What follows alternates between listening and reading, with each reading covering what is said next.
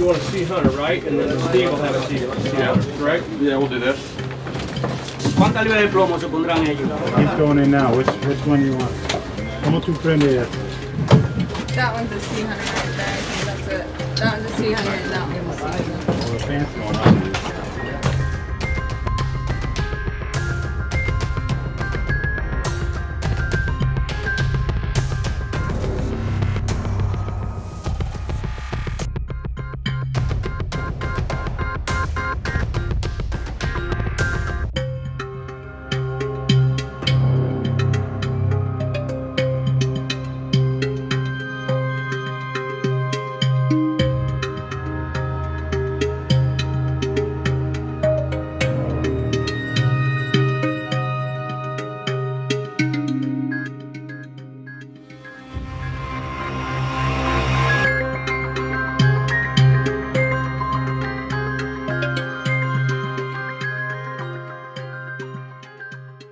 When the Garrett team goes out in the field, it's always interesting.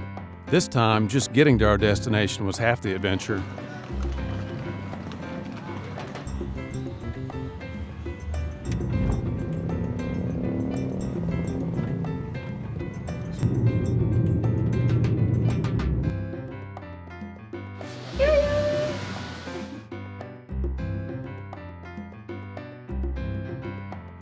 Brian and I are in the Dominican Republic to observe a treasure recovery operation that is using Garrett detectors. I can't wait because I've been a scuba diver for 30 years. I've made a number of dives on wrecks, but most were just for fun. This will be the real deal, as we're joining up with the Deep Blue Passion modern-day treasure hunters team to see them at work. Once we made it to Rio San Juan, we had time to hit the local beach to do a little testing. I did some saltwater hunting with the new ATX, and also got in a little time with my AT Pro.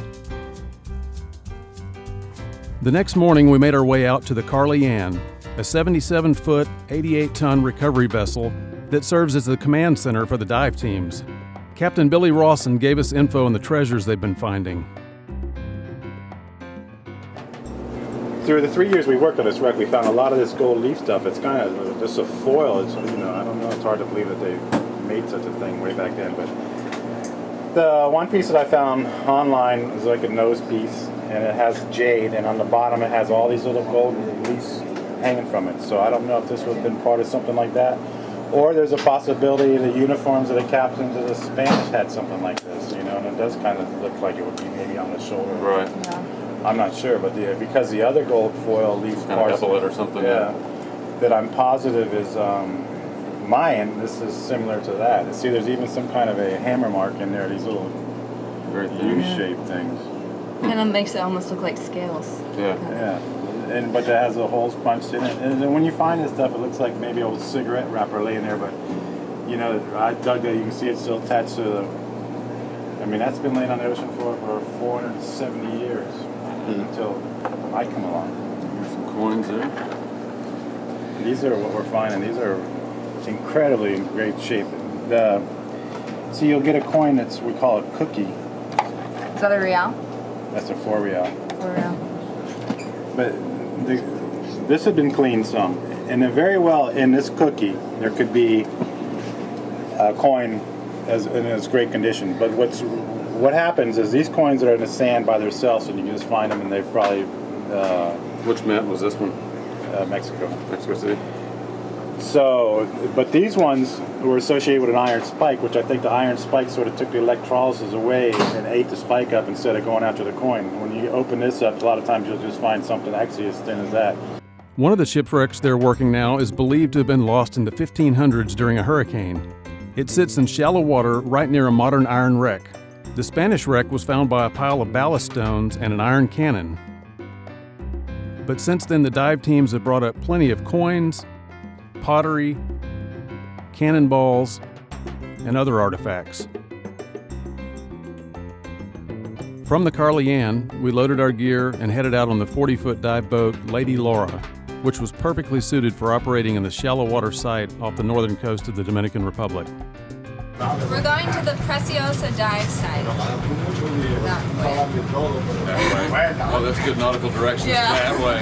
North or south or east or west? North, south, east, west, that way. All right, follow the coast. The recovery crews are working under a contract with the government, and each day of diving is done under close supervision. Once we arrive, we gear up and get ready to go overboard with our sea hunters and infiniums. Once below, we set to work scanning for metal targets. There is no visual evidence of the Spanish wreck, but our detectors tell us that pieces from the 16th century vessel still remain.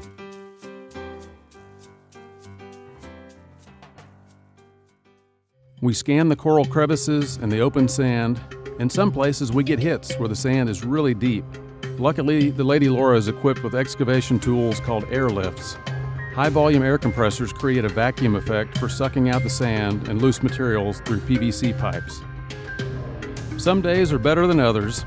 We didn't hit the mother lode this day, but we did find some treasure.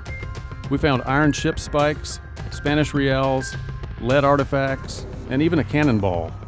Captain Billy's team continues to work this and other wrecks in the DR using Garrett Sea Hunter and Infinium detectors. Sometimes you get to leave with cool artifacts. This time, everything stays behind to be logged in by the government officials.